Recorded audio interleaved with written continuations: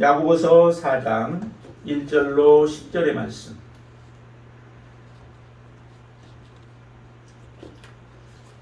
(4장) 1절부터 10절까지 말씀 우리가 함께 한 목소리로 하나님의 말씀을 받겠습니다. 너희 중에 싸움이 어디로부터 다툼이 어디로부터 나느냐? 너희 지체 중에서 싸우는 정욕으로부터 나는 것이 아니냐? 너희는 욕심을 내어도 얻지 못하여 살인하며 시기하여도 능히 취하지 못하므로 다투고 싸우는도다. 너희가 얻지 못함은 구하지 아니하기 때문이요 구하여도 받지 못함은 정욕으로 쓰려고 잘못 구하기 때문이라. 가늠한 여인들아, 세상과 벗된 것이 하나님과 원수됨을 알지 못하느냐? 그런즉 누구든지 세상과 벗이 되고자 하는 자는 스스로 하나님과 원수되는 것이니라. 너희는 하나님이 우리 속에 거하게 하신 성령이 시기하기까지 사모한다 하신 말씀을 헛된 줄로 생각하느냐? 그러나 더욱 큰 은혜를 주시나니 그러므로 일렀으되 하나님이 교만한 자를 물리치시고 겸손한 자에게 은혜를 주신다 하였느니라. 그런즉 너희는 하나님께 복종할지어다. 마귀를 대적하라. 그리하면 너희를 피하리라. 하나님을 가까이 하라. 그리하면 너희를 가까이 하시리라. 죄인들아, 손을 깨끗이 하라. 두 마음을 품은 자들아, 마음을 성결하게 하라. 슬퍼하며 애통하며 울지어다. 너희 웃음을 애통으로, 너희 즐거움을 근심으로 바꿀지어다. 주 앞에서 낮추라. 그리하면 주께서 너희를 높이시리라. 아멘. 성령의 사람, 성령의 사람이라고 라는 말씀으로 우리가 함께 은혜를 나누겠습니다. 여러분들의 삶은 누구의 벗으로 여러분들 살아가고 계신가요? 누구의 벗이냐는 거죠, 여러분들. 누구와 여러분들은 벗하기를 원하세요? 또 아니면 지금 누구와 벗하고 있나요? 여러분을 누가 좋아할까요? 여러분들의 삶이 누가 좋아하는 삶을 살고 계시냐는 거예요. 누구와 벗인가는 참 굉장히 중요한 부분이죠. 우리 믿음으로 살아가는 하나님의 자녀들의 삶은 사실은 둘 중에 한 가지, 어느 누군가와 한 사람 하나와 우리는 벗이 되어 있게 되어 있죠. 홀로 사는 사람도 있지만은 그러나 그 사람도 무언가에 끌려서 살아가는 사람이에요. 무언가를 좋아하며 살아가죠. 근데 우리 그리스도인들에게 질문이에요. 세상 사람들에게 질문이 아니라 그리스도인들에게 당신은 누구의 진정한 벗인가요? 라고 하는 질문입니다. 하나님의 벗이었던 사람이 있죠. 누가 하나님의 벗으로 불려졌나요? 아브라함이죠. 아브라함을 하나님께서는 나의 벗이었다라고 그렇게 얘기를 해요. 이사야서 41장 8절에 보면은 나의 벗 아브라함의 자손아라고 얘기를 해요.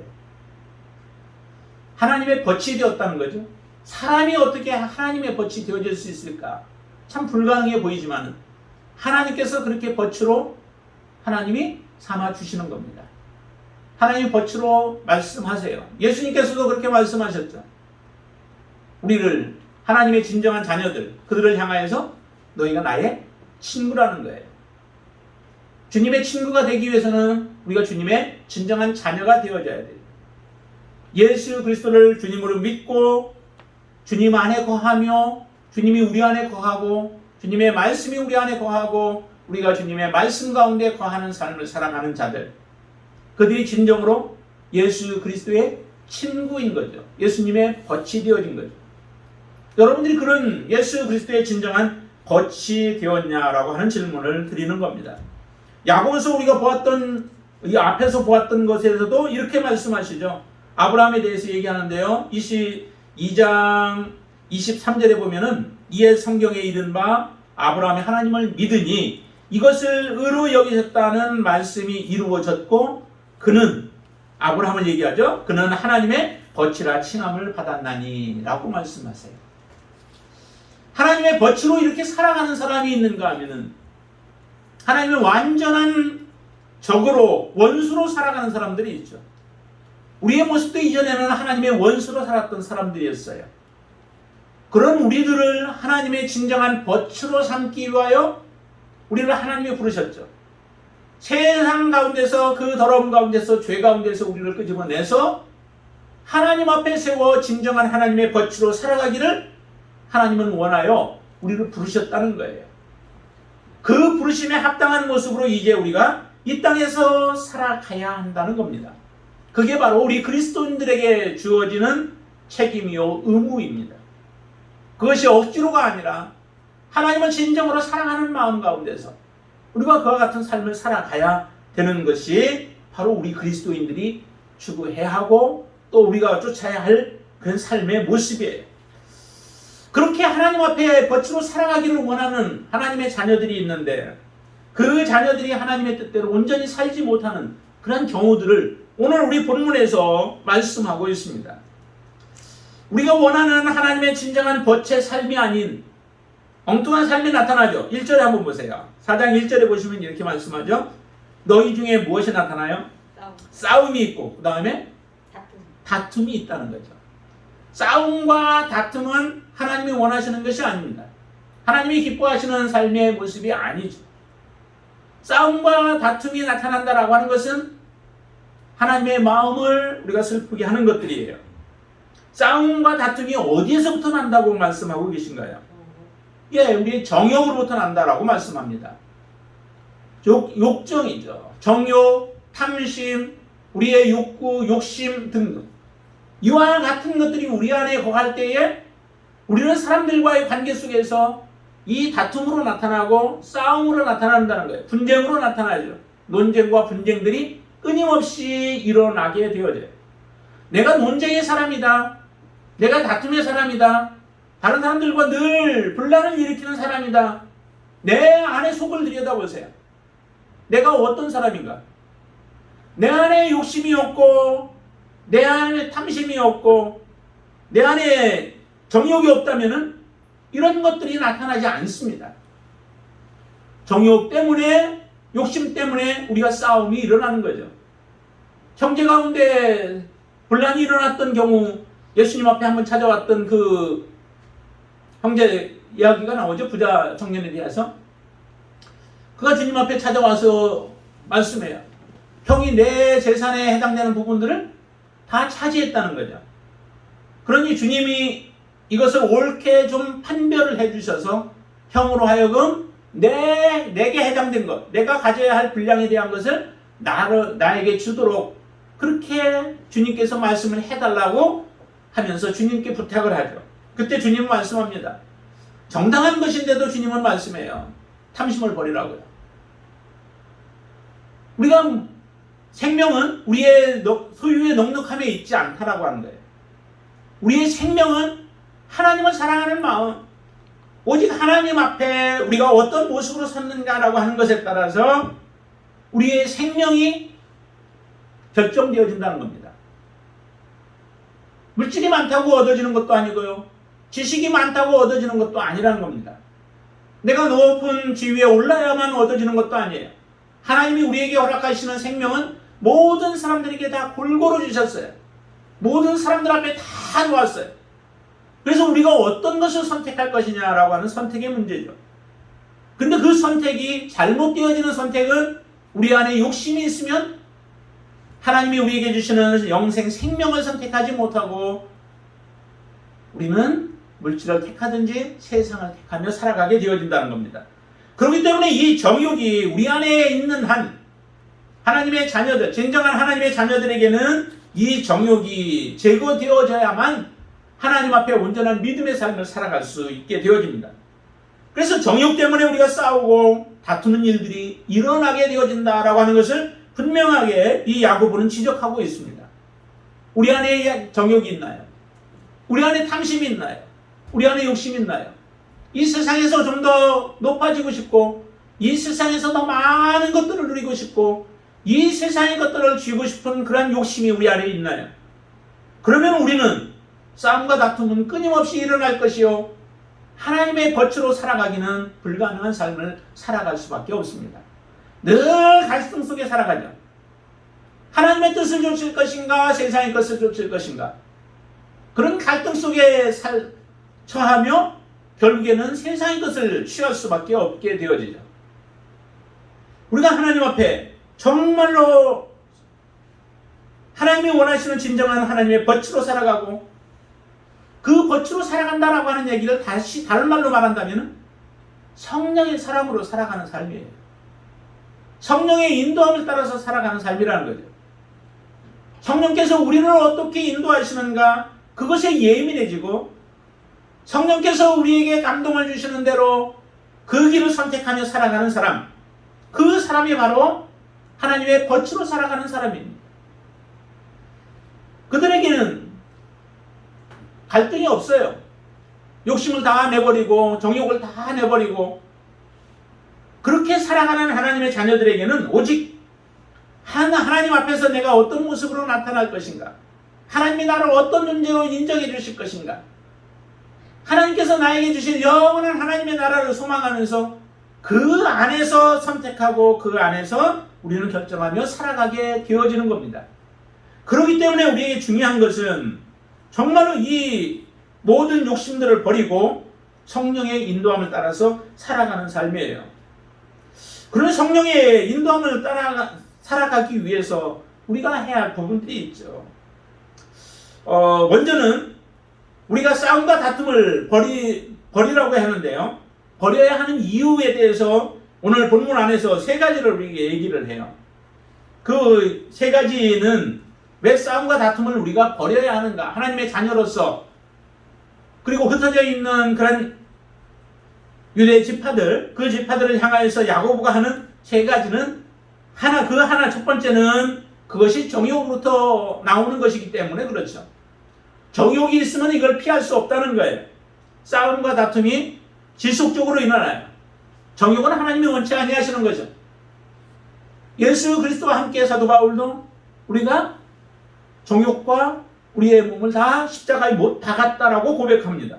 그 정욕이 우리에게 있는 한은 하나님의 뜻 가운데 온전히 설 수 없기 때문에 그래서 우리는 이 버려야 된다는 거예요. 싸움과 다툼을 버려야 하고요.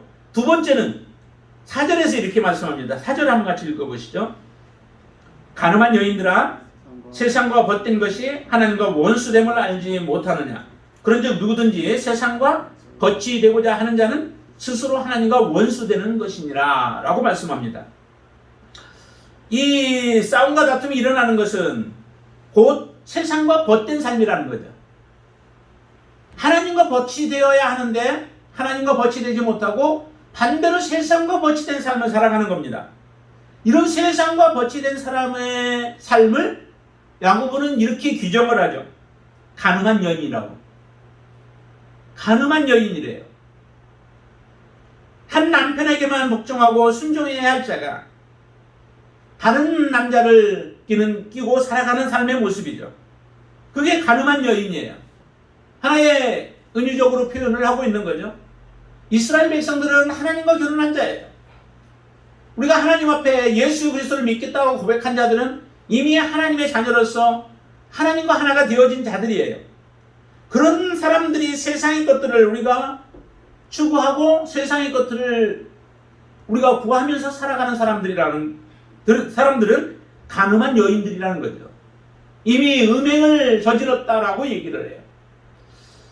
이스라엘 백성들이 아내를 버릴 수 있는 한 가지 이유가 있었습니다. 이유가 한 가지 있는데 그 이유는 곧 가늠하는 경우, 부정을 행하는 경우들이죠. 그 경우는 이혼 증서를 써서 여인을 내쫓아도 돼요. 그게 이제 율법에서 정해져 있는 말씀이죠. 하나님과 우리가 하나가 되어지겠다고 고백한 자들이 하나님을 버리고 세상을 택하고 하나님을 버리고 우상을 섬기게 되어진다면 그 사람들은 곧 가늠한 여인으로 하나님 앞에 버림을 받을 수밖에 없는 자들이라는 거죠. 그러니까 세상을 사랑한다라고 하는 것은 굉장히 우리에게 무서운 거예요. 하나님의 사랑을 우리가 받을 것이냐 하나님으로부터 버림을 받을 것이냐라고 하는 것이 바로 이 세상을 사랑하는 것과 결정이 되어진다는 거죠. 이렇게 표현하고 있잖아요. 하나님과 원수됨을 알지 못하느냐? 하나님과 원수된다는 거예요. 이전에 원수되었던 우리들을 건져주셨는데 다시 하나님의 원수로 돌아가는 거예요. 그거는 버림받은 모습을 그대로 표현하고 있는 거죠. 그러면서 그 다음에 계속 이어서 그런즉 누구든지 세상과 벗이 되고자 하는 자는 스스로 하나님과 원수되는 것이다. 자기 스스로 원수가 되어지는 것이라는 겁니다. 굉장히 무서운 말을 우리에게 하고 있는 거예요. 여러분들은 정말로 가늠한 여인들과 같은 모습으로 서지 않게 되기를 바랍니다. 마지막까지 하나님의 원수로서 삶이 아닌 진정한 하나님의 벗으로서의 삶 가운데서 지속적으로 우리가 살아갈 수 있게 되기를 바랍니다. 세상과 벗된 것이 곧 그 삶을 살아갈 때의 싸움과 다툼들이 지속해서 일어나기 때문에 이 야고보는 우리로 하여금 싸움과 다툼을 버려라. 그것은 곧 세상을 사랑하는 모습이요 하나님과 원수된 삶이라고 말씀하는 것입니다. 그리고 또 하나 우리에게 말씀하는 것이 6절 말씀입니다. 6절 한번 더 보시죠. 6절에 보시면 그러나 더욱 큰 은혜를 주시나니 그러므로 일렀으되 하나님이 교만한 자를 물리치시고 겸손한 자에게 은혜를 주신다 하였느니라. 다툼과 싸움은 우리가 욕심 때문에 일어나는 부분이기도 하고 또 하나는 우리의 교만 때문에 일어나기도 한다는 거예요. 내 안에 교만함이 없이 겸손함이 내 안에 있다. 그런 다툼이 일어날까요? 일어나지 않습니다. 항상 싸우는 곳에 보면요. 나는 옳고 당신은 틀리다라고 하는 것이 전제가 되어 있어요. 내 말은 옳고 내 말은 거짓되어지고 내 말은 틀린 거야. 그렇기 때문에 내 말대로 너는 해야 돼라고 하는 것들을 주장하다 보니까 서로 양쪽에서 똑같이 그렇게 주장하다 보니까 사실은 싸움이 일어나는 거죠. 그 가운데서 누구 한 사람이라도 그래 맞아 라고 하며 나를 겸손한 모습으로 낮추게 되어진다면 결코 싸움은 일어나지 않죠. 박수는 서로 손뼉을 둘이 마주쳐야지만 소리가 나게 되어지듯이 겸손함이 없이 서로가 교만해질 때에 싸움은 일어나게 돼요. 다툼은 그곳에서 일어나게 되어져요. 하나님이 원하는 사람은 교만한 자가 아니죠. 교만한 자는 패망의 선봉이라고 말씀합니다. 겸손한 자는 하나님의 은혜를 입게 되어져요. 다투고 싸우는 자들은 하나님 앞에서 버림을 받기 때문에 우리는 다툼과 싸움을 버려야만 해요. 그러면 다툼과 싸움을 버리고 하나님이 기뻐하지 아니하는 것들을 버리고 우리가 해야 할 것은 성령의 온전한 사람이 되어야 하는 거죠. 성령의 사람이 되어졌을 때 하나님의 은혜가 그 가운데 충만히 머물고 그를 통하여서 하나님이 하시고자 하는 일들을 이루어내며 하나님의 뜻이 땅에 선포되어지고 성취되어지는 역사가 일어납니다. 예수 그리스도는 정말 이 땅에 성령으로 잉태되어져서 그 이후에 태어나시는 그런 삶을 사셨지만은 그가 자라면서 하나님과 사람 앞에 사랑스러워하고 그가 침례를 받고 나서 그에게 성령이 비둘기같이 임하는 역사로 인하여 성령의 충만한 삶을 살아갑니다. 주님의 삶 속에서 오직 하나님의 뜻만이 드러나고 하나님의 계획이 온전히 성취되어지는 역사가 일어나요. 성령의 온전한 사람이었죠. 성령께서 예수 그리스도의 삶을 도우셨고 그로 인하여 하나님의 완전한 뜻이 성취되어지는 역사가 일어납니다. 우리 하나님의 자녀들의 삶을 하나님이 그렇게 되기를 원하시고 그 길로 우리를 인도하시기를 원해요. 그러기에 성령께서 우리 안에 거주하시는 거죠. 예수 그리스도가 우리 안에 거주하실 뿐만 아니라 성령께서 우리 안에 거주하시며 우리의 삶을 인도하십니다. 성령의 뜻을 거슬리며 살아가면 하나님의 온전한 뜻을 이루어낼 수가 없는 거죠. 그러기에 우리가 다툼과 싸움을 벌였다면 이제 온전한 성령의 사람이 되어야 합니다. 성령의 사람이 어떻게 되어질 수 있을까요? 성령의 사람이 되어지는 것, 여기에서 많은 말들을 해요. 근데 그 말들이 사실은 다 같은 말들이에요. 거의 같은 말들이에요. 자, 성령의 사람이 되기 위해서 우리가 정말 필요한 것이 무엇일까요? 하나님이 벗이 되라라고 하는 말씀을 우리가 하나님 하시죠? 아까 말씀 우리가 보았듯이 하나님의 벗이 되어지는 것도 성령의 사람에게 붙여지는 말씀이죠. 정말 에녹과 같은 사람은 성령의 사람 아니었겠어요?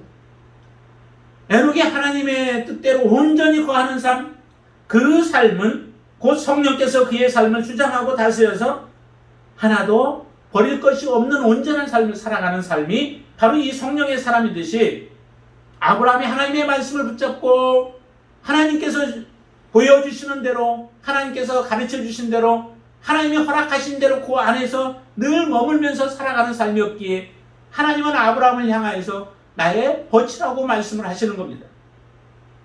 하나님의 벗이 되어진다라고 하는 것은 그 사람이 바로 성령의 사람인 거예요. 그리고 또 우리가 해야 할 것은, 성령의 사람이 되어지는 것은 하나님께 복종하는 거예요. 여기에도 그렇게 말씀하시죠.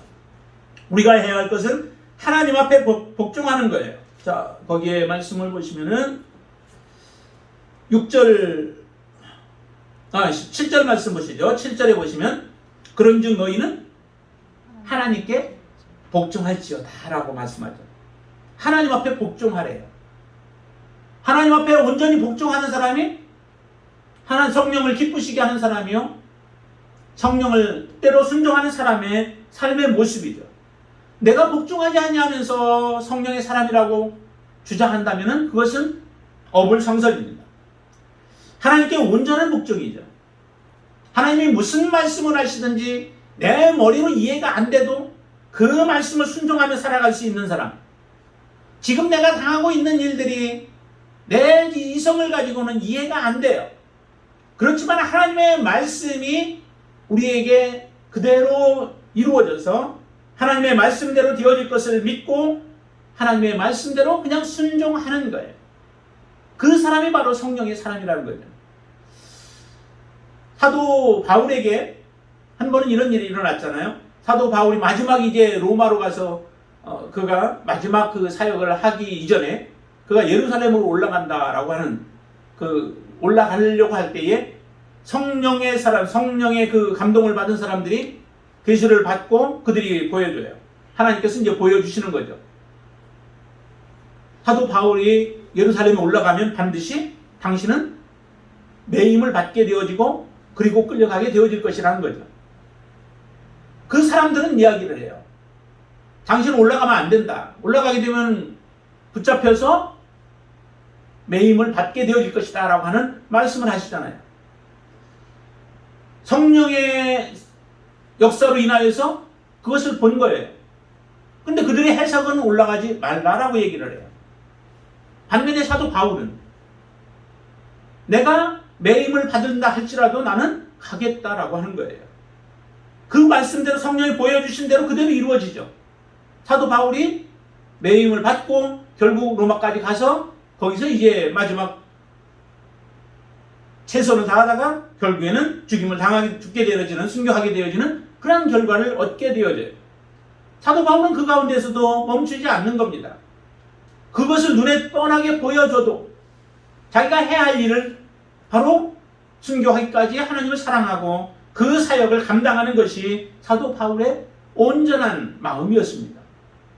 그렇게 하나님께서 보여주시는 대로 온전히 순종하는 삶, 그 삶이 바로 우리가 하나님 앞에 해야 할 일들이요, 하나님이 바로 성령의 사람들에게 요구하시는 삶의 모습이라는 겁니다. 이게 바로 하나님의 벗으로 살아가는 사람의 모습이고 성령의 사람의 모습이에요. 또한 하나님과 올바른 관계를 유지하며 살아가야 되는 거죠. 하나님께서 우리를 인도하여 주시는 대로 우리가 따라가는 삶입니다. 주님과의 관계 속에서 바른 관계를 유지하고 더 이상 주님을 부인하거나 배반하지 아니하는 삶을 살아가는 삶을 우리가 살아가는 것입니다. 하나님께 순복하는 삶이죠. 거기에 8절에 보시면 이렇게도 얘기하죠. 하나님을 가까이 하라. 그리하면 너희를 가까이 하시리라. 죄인들아 손을 깨끗이 하라. 두 마음을 품은 자들아 마음을 성결하게 하라. 하나님 앞에 우리가 온전히 순복하고 복종하며 살아가고 그리고 하나님을 가까이 하는 삶, 이 삶이 다 같은 이야기들입니다. 복종하는 삶이나 하나님을 가까이 하는 삶이나 또 손을 깨끗이 하는 삶이라고 얘기해요. 죄인들아 손을 깨끗이 하라고 말씀하시죠. 손을 깨끗이 하라는 것은 우리가 죄를 지은 하나님의 자녀들에게는 반드시 그 죄에 대해서는 하나님 앞에 회개하고 하나님 예수 그리스도의 그 십자가의 은혜를 의지하여서 하나님 앞에 나아가는 거죠. 회개 이후에 반드시 우리의 삶은 거룩한 삶, 선한 삶의 모습까지도 우리는 나아가야 합니다. 모든 죄들을 하나님 앞에 버리고 회개하고 하나님이 원하시는 선한 삶을 우리가 살아가는 삶, 그 삶이 바로 죄인들이 손을 깨끗이 하는 삶이고, 그 다음에 마음을 성결하게 하라고 말씀하세요. 마음을 성결하게 하는 것은 이것을 얘기해요. 거기에 보니까 두 마음을 품은 자들아라고 말씀하시죠. 그 이야기는 하나님과 세상을 두 가지를 같이 쥐고자 하는 마음이에요. 야고보서 1장에서는 두 마음을 품은 자는 주께 얻기를 생각지 말라라고 말씀하신 것처럼 하나님께도 도움을 구하고 세상의 것들도 붙잡으려고 하는 것, 이것은 두 마음을 품은 자예요. 그런 자들의 마음이 성결하게 되어지는 것은 둘 중에 한 가지를 선택하되 하나님을 선택한 삶, 그 삶이 바로 여기서 얘기하는 마음을 성결하게 한 삶의 모습이에요. 우리는 모든 일들을 행할 때마다 항상 이런 마음이 있죠. 어떤 때는 하나님께 전적으로 의지하다가 어떤 때는 하나님의 응답이 없어요. 하나님이 들어주시는 것 같지 않아요. 하나님이 사랑하게 계신 것 같지 않아요. 그럴 때 우리는 우리의 방법을 통하여서 일을 해보려고 세상의 것들을 붙잡고 사람들을 붙잡고 의지하는 경우들이 생겨요. 그것은 두 마음을 품고 있는 거죠. 오직 하나님께 모든 걸 맡기고 전념하는 거예요. 그게 바로 마음을 성결하게 한 삶이에요. 그런 성결하게 한 삶을 살아가는 것이 바로 성령의 사람이라고 하는 겁니다. 하나님이 원하시는 길이라면 그 길에 매진하는 거예요. 주님 앞에 십자가가 놓였어도 그 십자가가 고통이고 그 십자가가 너무도 힘든 그런 잔이지만은 주님은 그 길에 물러서지 않습니다. 오직 그 길이 하나님께서 원하는 거리요 모든 사람을 살릴 수 있는 길임을 아시기 때문에 주께서는 그 길을 지속해서 걸어가요. 이게 바로 성결한 삶의 모습인 거죠. 여러분들의 마음이 정말 성결한 모습인가요? 오직 하나님께 더욱더 가까이 가시나요? 힘든 일이 생기면 생길수록 주님만 붙드는 믿음의 삶인가요? 하나님이 말씀하신 것이라면 그 말씀이 내게 해가 되어지고 내게 아픔이 있고 고통이 오고 많은 어려움들이 온다 할지라도 여러분들은 그 길을 걸어가기로 작정하셨나요? 이런 삶을 살아가는 사람들이 진정한 성령의 사람이라고 하는 겁니다. 성령의 사람은 하나님 앞에 인정받는 삶이요 하나님이 기뻐하시는 삶입니다. 하나님을 가까이 하는 것이 우리에게는 진정한 복이에요. 하나님을 가까이 하는 것이 우리에게는 진정한 축복이라고 하는 겁니다. 하나님 앞에 우리의 모습을 어떤 모습으로 여러분들 비추셨나요? 정말 이렇게 말씀을 보면서 저는 그런 생각이 많이 들어요. 이 야고보서 책 하나만 우리의 삶에 온전히 이룰 수만 있어도 야고보서 안에서 야고보가 준 그 말씀들만 내 삶의 완전한 모습으로 내가 순종하며 복종하며 살아가기만 해도 하나님의 온전한 뜻을 내가 이루며 살아가는 하나님의 자녀라고 우리는 인정받을 수 있겠다라고 하는 거예요. 보세요. 어느 책들 하나들 우리가 온전하게 그 말씀을 붙들고 믿음으로 살아가는 삶을 내가 결단하고 살아갔는지, 야고보가 흩어져 있는 그 유대인들을 향하여서 주신 이 말씀들이 정말로 하나하나 말씀들을 보면은 그 말씀이 나의 삶에 찔림이 되지 아니하는 부분들이 없다는 거예요.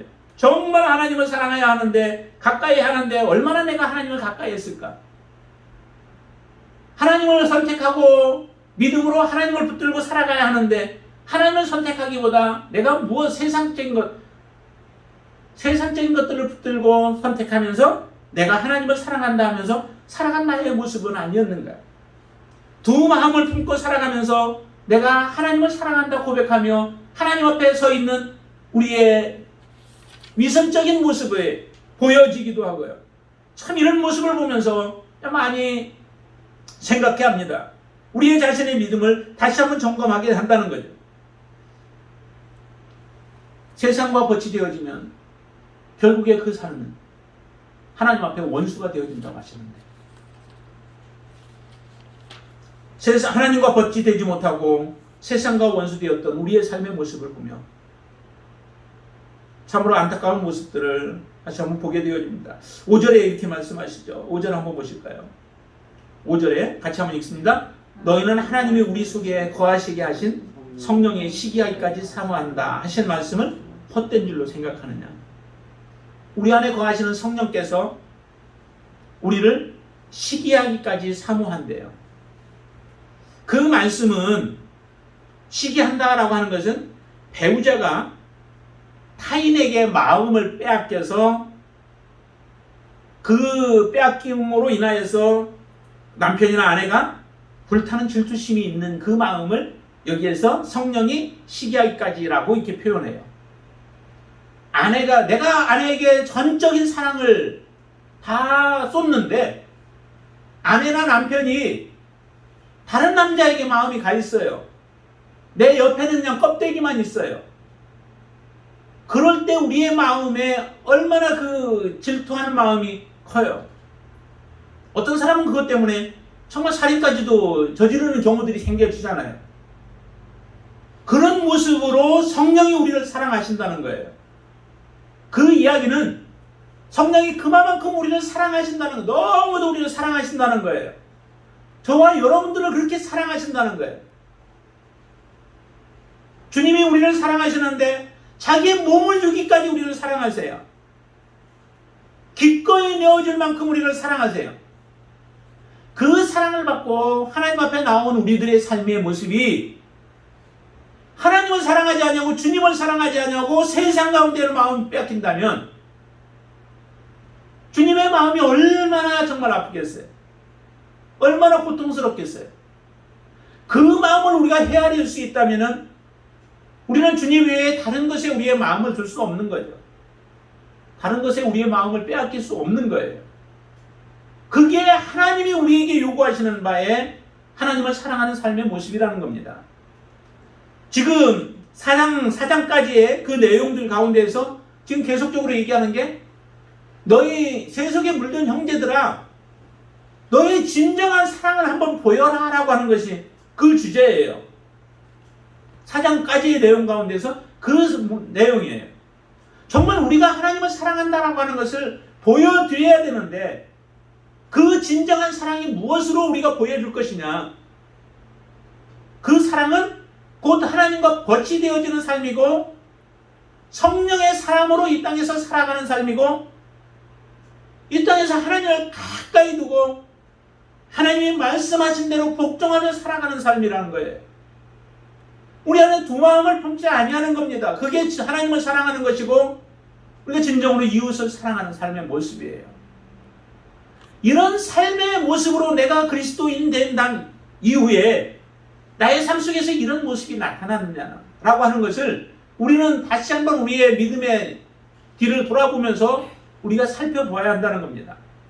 이 모습으로 나타나지 못했다면 우리의 모습은 지금 싸움과 다툼으로 충만한 삶이었고 그 가운데서 벗어나지 못한 삶이었다라고 하는 것을 우리에게 지적하고 있는 거예요. 내 마음속에 욕심이 가득 차고 있다는 거죠. 세상의 것으로 우리 안에 채워져 있다는 거예요. 그렇게 되어지면 결국에는 우리의 성령의 사람이 될 수도 없고 하나님의 벗으로 살아갈 수도 없고 하나님을 온전하게 사랑할 수 없다는 겁니다. 우리는 속고 살아가는 거예요. 속아서 살아가는 삶이라는 겁니다. 그렇기 때문에 우리는 정말 이 말씀 앞에 우리의 모습을 겸손하게 한번 보아서 내가 어떤 모습으로 살아가고 있는가? 내가 진정 겸손함으로 살아가고 있는가? 교만한 가운데서 하나님이 내쳐버리고 버릴 모습으로 살아가면서 하나님의 자녀인 것처럼 우리가 그렇게 살아가고 있지는 않는지를 우리는 반드시 살펴보아야만 합니다. 9절에서 이렇게 얘기하죠. 9절에 그래서 슬퍼하며 애통하며 울지어다. 슬퍼하며 애통하며 울지어다. 혹시라도 우리가 아직도 죄 가운데 있고 아직도 우리 안에 욕심이 충만하여서 하나님의 뜻을 이루지 못하고 아직도 우리가 두 마음 가운데 이것저것 어떤 것을 선택해야 할 것인가 결정하지 못하고 살아가고 있는 가운데 있다면은 우리는 슬퍼하며 애통하며 울어야 한다는 거예요. 지금 우리에게 기회를 주셨을 때에 이와 같은 삶을 결단을 해야 된다라고 하는 겁니다. 더 이상 웃음으로 하나님이 우리에게 구원을 주셨다. 우리에게 영생을 주셨다. 하나님이 우리에 오실 때 우리를 구원해 주시겠지. 하나님이 우리를 생명 가운데로 나아가게 해주시겠지. 영원한 생명을 우리에게 주시겠지. 그렇게 착각하고 우리가 안전하다 하면서 살아가야 할 삶이 아니라는 거예요. 우리가 하나님 앞에 슬퍼하고 애통하며 울면서 그래서 웃음을 애통으로 바꾸고 너희의 즐거움을 근심으로 바꿔서 하나님 앞에 다시 한번 온전한 모습으로 서는 그러한 기회를 삼으라는 거예요. 세상과 착하고 살아가면서 너희가 웃음으로 지내고 있다면은 너희들의 앞날은 축복의 삶이 아니요 영생의 삶이 아니라 너희들의 삶은 하나님의 심판의 날이 되어질 것이다 라고 하는 것들을 우리에게 말씀하시는 겁니다. 그래서 10절은 이렇게 말씀하시죠. 주 앞에서 그래서 낮추라. 그리하면 주께서 너희를 높이시리라. 낮추는 것이 그냥 낮아지는 것 그런 부분들이 아니라 정말로 우리의 죄된 부분들이 무엇인지 내가 버려야 할 것들이 무엇인지 다시 붙잡아야 할 것이 무엇인지 그것을 하나님 앞에 겸손하게 서서 우리의 자신을 바라보며 나의 죄된 부분들을 주님 앞에 고백하면서 하나님의 자비와 긍휼을 구하는 거죠. 세리의 고백이 그 고백 아니겠어요? 자기의 가슴을 쳐가면서 하나님이 내게 은혜를 베풀어서 나는 죄인으로서이다. 고개를 들어서 하나님을 쳐다보지도 못해요. 고개를 들지도 못해요. 그렇게 자기 자신을 바라보면서 하나님의 자비와 긍휼을 구하고 하나님의 용서를 구하며 서 있는 그 세리가 하나님 앞에 응답을 받아요. 떳떳하게 하나님 앞에 기도했던 바리새인들과 서기관들이 구원을 받지 못해요. 얼마나 충격적이었을까요? 그 당시에 바리새인들과 서기관들이 얼마나 충격을 받았을까요?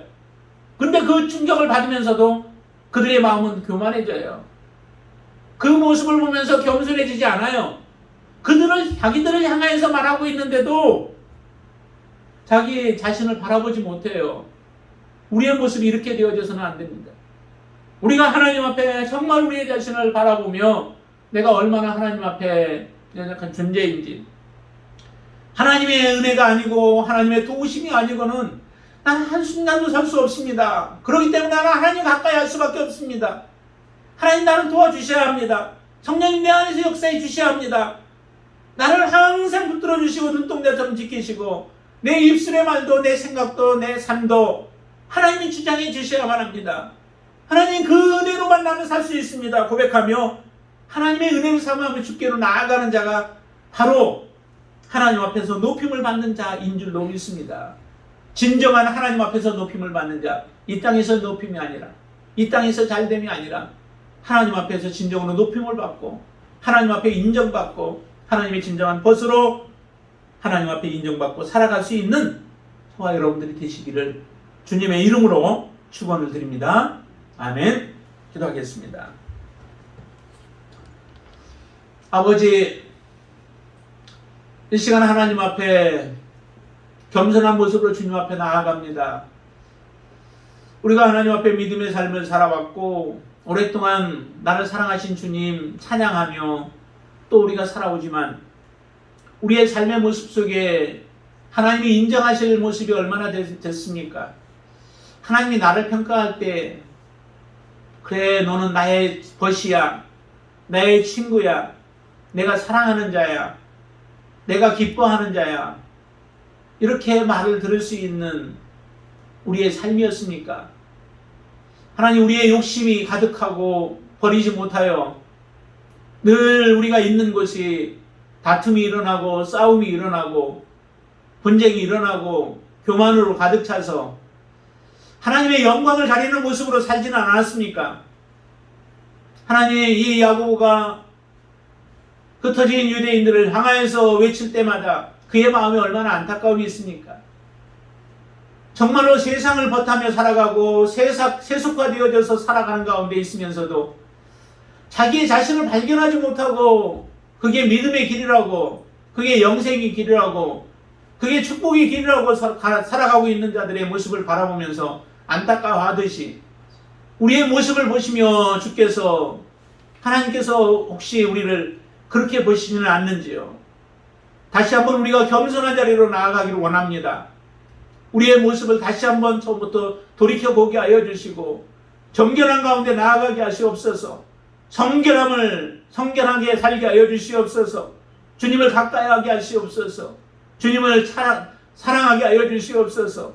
주님의 뜻대로 순종하며 살게 하여 주시고 더 이상 세상에 벗이 되어지지 않냐고 오직 하나님의 벗으로 성령의 온전한 사람으로 살아갈 수 있도록 저희들을 축복하여 주시옵소서.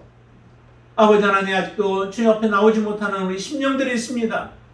여러 가지 두려움이 있고 염려가 있고 걱정이 있어서 나오지 못하였지만 담대한 믿음들을 주시옵소서. 오늘 주님이 이 땅에 임하시면, 주님이 오늘 오신다면 내가 주님 맞이할 수 있는지요?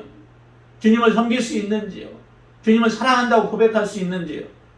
오늘 우리가 준비된 믿음으로 살아가기를 원합니다. 오늘 주님 앞에 바르게 서게 하여 주시옵소서. 내일이 아니라 오늘 주님 앞에 회개하고 주님 앞에 온전하게 서고 주님을 온전히 섬길 수 있는 믿음의 자녀로 우리를 세워 주시옵소서. 예수님의 이름으로 간절히 기도드리옵나이다. 아멘.